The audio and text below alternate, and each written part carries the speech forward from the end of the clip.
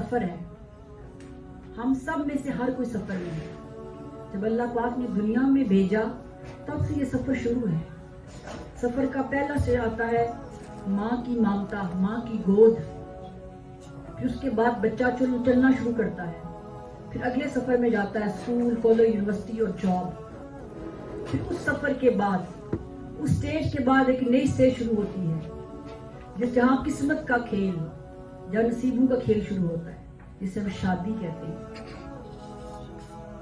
زندگی کے سفر میں، زندگی کا سفر اچھا تب گزرتا ہے جب لائف پارٹنر اچھا ہو. سب کچھ ہو، لائف پارٹنر دونوں، میل اینڈ فیمیل، ہسبینڈ اور وائف، اگر دونوں اچھے ہوں گے تو تبھی یہ سفر اچھا بنے گا. اگر دونوں میں سے کوئی ایک اچھا نہیں ہوگا تو لائف ڈسٹرب ہو جائے گا. اس لیے میں نے کوشش آج کی ہے کہ کچھ ٹپس آپ کے ساتھ شیئر کروں جو قرآن و حدیث سے اور تجربات سے سیکھے ہیں. کیونکہ دیکھیے ہم ہر چیز سیکھتے ہیں. ہمیں گاڑی ڈرائیو کرنی نہیں آتی تو ہم گاڑی ڈرائیو کرنا سیکھتے ہیں. میک اپ کے کورس کرتے ہیں. بہت کچھ ہم سیکھتے ہیں. تو کیا شادی کے بارے میں سیکھنا نہیں چاہیے؟ کیونکہ بالکل ایک نئی چیز ہوتی ہے. دو لوگوں کا ایک نیا پیچ اپ، ایک نیا بندھن بنتا ہے. اس کے لیے بھی ضروری ہے کوئی گائیڈ لائن ملے. کیونکہ جب ہم راستے کرتے ہیں، ہم ٹریول کرتے ہیں، ہم نے کسی دوسرے کنٹری میں جانا ہو تو ہم ساری انفارمیشن لیتے ہیں. بے شک ایپ کے تھرو کرتے ہیں، لیکن ہمیں گائیڈ لائن ملتی ہے. ہم نے اسٹے کہاں پہ کرنا ہے، ہم نے کس ریسٹورینٹ میں جانا ہے، جس کنٹری میں، جس شہر میں جا رہے ہیں وہاں پہ کون سی وزٹنگ پلیسز ہیں جہاں پہ ہم جا کے اپنی اچھی فیری کر سکتے ہیں. کیونکہ ہمیں انفارمیشن ہوتی ہے، اس لیے ہمارا فیری اچھا گزرتا ہے، ہمارا سفر اچھا گزرتا ہے. شادی میں نے کہا ایک سفر ہے، اور یہ ایسا سفر ہے جس میں خوشیاں بھی ہیں، جس میں تکلیفیں بھی ہیں. یہ فیری ٹیل نہیں ہے، یہ پرنسس کی وہ میرج نہیں ہے جو ہم سنتے آئے ہیں. شادی صرف خوشی کا نام نہیں ہے، شادی خوشی اور تکلیف دونوں کا نام ہے. اور سم ٹائم میرڈ لائف میں اتنے چیلنج آتے ہیں، اتنی مصیبتیں جو پہاڑ اتنی بڑی ہوتی ہیں، انسان کنفیوز ہوتا ہے، سٹریس ہوتا ہے، کیسے ان میں سے نکلوں. تو پھر کچھ نہ کچھ تو گائیڈ لائن ہونی چاہیے نا. یہ دیکھیے کسی انسان کی زندگی ایسی نہیں ہے کہ 100% وہاں سکسیس ہی سکسیس ہے، خوشیاں ہی خوشیاں ہیں. دنیا میں کوئی ایک انسان ایسا نہیں ہے جس کی زندگی 100% خوشیوں سے مرکع ہوگی. ہر انسان کی زندگی میں خوشیاں بھی ہیں، غم بھی ہے، آسانی بھی ہے، تکلیف بھی ہے، دکھ بھی ہے اور آسانیاں بھی ہیں. زندگی اسی چیز کا نام ہے. جو شخص یہ سمجھے کہ زندگی میں کبھی دکھ نہیں آئیں گے، وہ زندگی نہیں رہتی. اللہ رب العزت نے جو میرڈ لائف ہے اس کو اتنی امپورٹنس دی ہے کہ اس کے بارے میں قرآن مجید میں بہت ساری آیات مبارکہ ہیں. اور ہمارے پروفٹ محمد صلی اللہ علیہ وآلہ وسلم نے جتنی گائیڈ لائن ہمیں پرووائڈ کی ہے، اگر ہم اس کا 1% بھی فالو کر لیں تو کبھی ہماری میرڈ لائف تباہ نہیں ہوگی. یہ میں گارنٹی سے کہتی ہوں. جو ٹپس، جو گائیڈ لائن ہمارے پروفٹ محمد صلی اللہ علیہ وسلم نے ہمیں دی ہے، اگر ہم اس کو فالو کر لیں تو کبھی زندگی میں ڈسٹربنس نہیں ہوگی. ڈسٹربنس کیوں آتی ہے؟ جب ایگو آتی ہے،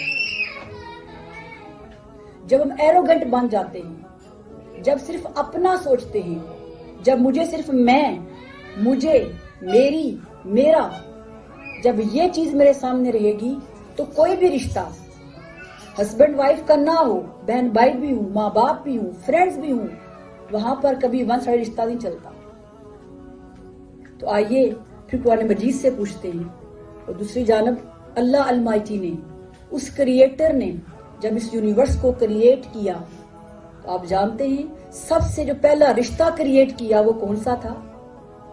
اللہ رب جب اس کائنات کا آغاز کیا، جب اس دنیا کو بنایا تو جب رشتوں کا بنانا چاہا تو سب سے پہلے رشتہ میاں بیوی کا بنایا. ہسبینڈ وائف کا رشتہ سیدنا آدم علیہ السلام اور سیدنا حوا علیہ السلام کو کریٹ کیا.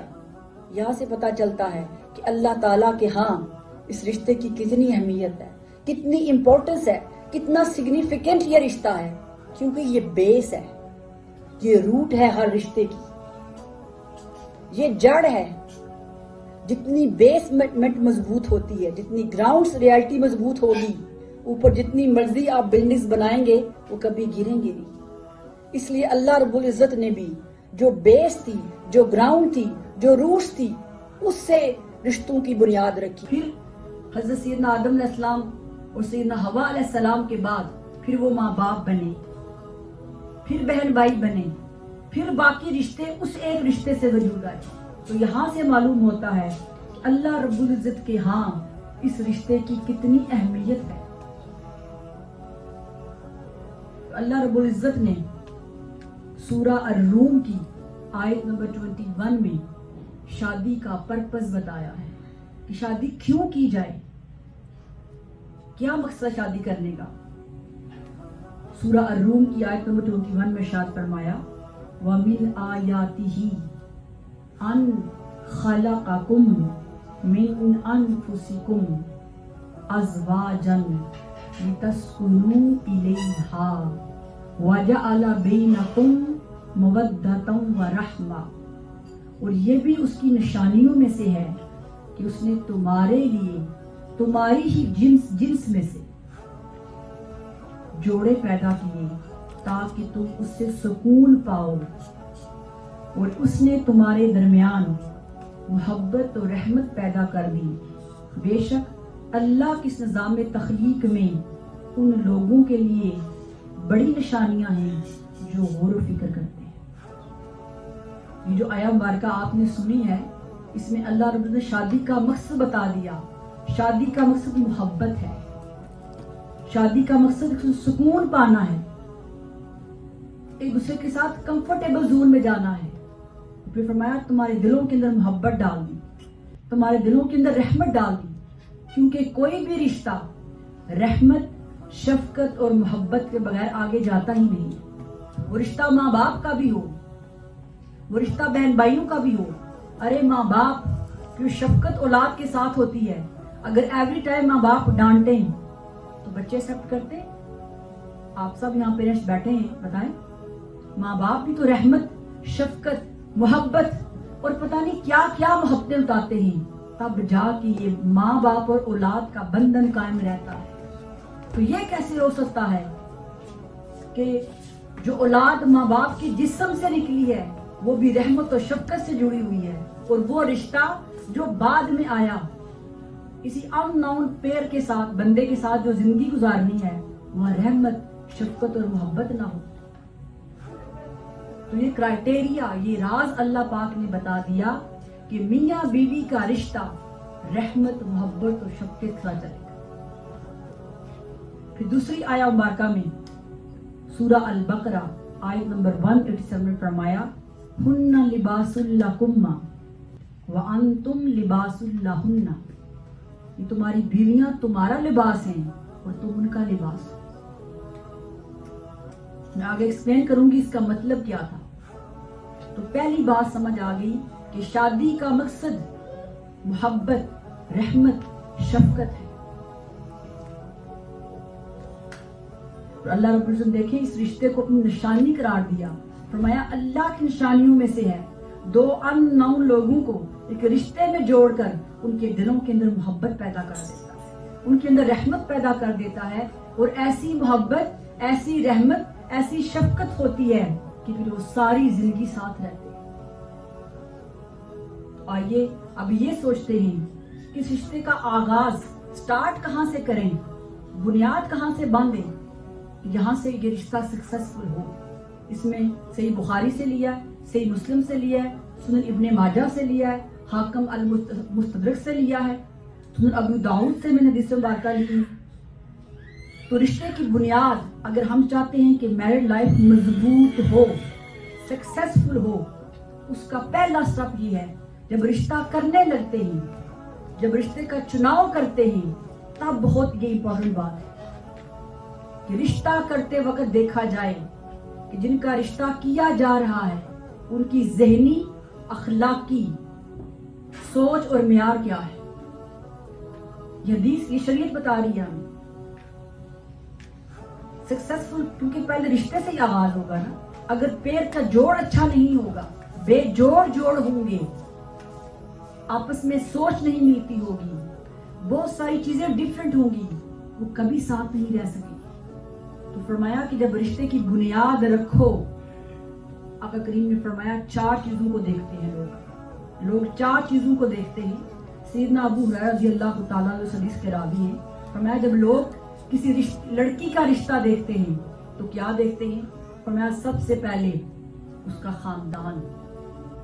लोग ये देखते हैं कितने बड़े खानदान की है, कितना अमीर खानदान है, सोसाइटी में उसकी कितनी इज्जत है। लोग फख्र महसूस करते हैं कि हमारा बेटा फलां खानदान का दामाद बनेगा। फिर फरमाया लोग सेकंड टाइम उस लड़की का माल देखते हैं, रिच कितनी है, कितना पैसा है उसके पास, फख्र महसूस करते हैं उस अमीर खानदान के साथ हमारा ताल्लुक बन रहा है। फिर तीसरा फरमाया उसका हुस्न देखते हैं, उसकी ब्यूटी देखते हैं कि वो ब्यूटी उसकी क्या है, खूबसूरती क्या है। और चौथे फरमाया आखिर में लोग उसकी दीनदारी, उसका अखलाक देखते। तो सहाबा का हमने या रसूल अल्लाह फिर तरजीह किसको दें? फरमाया पहले 3 चीजों को देखो जरूर, लेकिन तरजीह उसकी दीनदारी को दो, उसके अच्छे अखलाक को दो, क्योंकि देखिए खानदान का नाम हमेशा ऊंचा नहीं रहेगा, वो कभी ना कभी तो नीचे आता है। हर ऊंची चीज को जवाल है। फिर फरमाया जब लड़के को देखो उसमें क्या खूबियां होनी चाहिए। सूरा अल कसस में सैयदना मूसा अलैहिस्सलाम और सैयदना शुएब अलैहिस्सलाम के बारे में आपने सुना हुआ है। जब सैयदना मूसा अलैहिस्सलाम ने सैयदना शुएब अलैहिस्सलाम से उनकी बेटियों का रिश्ता मांगा तो कुरान कहता है उन्होंने क्या देखा? सबसे पहले हेल्दी हो, आदमी हेल्दी हो, ताकतवर हो, बीमार और कमजोर ना हो, क्योंकि घर का सरबराह मर्द होता है, उसके लिए उसका हेल्दी होना, फिट होना जरूरी है। अगर बहुत बीमार होगा, बहुत कमजोर होगा तो अपनी फैमिली को सरवाइव करेगा। देखिए ये क्राइटेरिया हमारा दीन दे रहा है। फरमाया कि ताकतवर हो, हेल्दी हो, स्ट्रांग हो, जिम्मेदारियां अदा करने की हिम्मत रखता हो। फिर फरमाया अमानतदार हो, अमीन हो। इसका क्या मतलब है कि जो उसकी बीवी है उसके राजों की हिफाजत करने वाला, उसकी निगाहें झुकी होनी चाहिए। ये देखिए क्राइटेरिया कौन दे रहा है? ये क्राइटेरिया कुरान मजीद हमें दे रहा है कि मर्द की ये क्वालिटीज होनी चाहिए।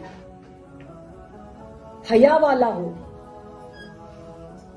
और फिर सैयदना इमाम हसन बसरी रहमतुल्लाह अलैह से किसी ने पूछा कि मेरी बेटी के लिए बहुत से रिश्ते आए, समझ नहीं आ रही किसको हाँ करूं, क्या आप मुझे कुछ अंदफाले कर सकते हैं कि मैं किसको अपनी बेटी के रिश्ते के लिए हाँ करूं? तो आपने फरमाया उसको अपनी बेटी का रिश्ता दो जो अल्लाह से डरता हो, क्योंकि अगर तुम्हारी बेटी को चीज नापसंद होगी तो वो जुल्म नहीं करेगा। तो क्राइटेरिया वहां भी क्या बताया?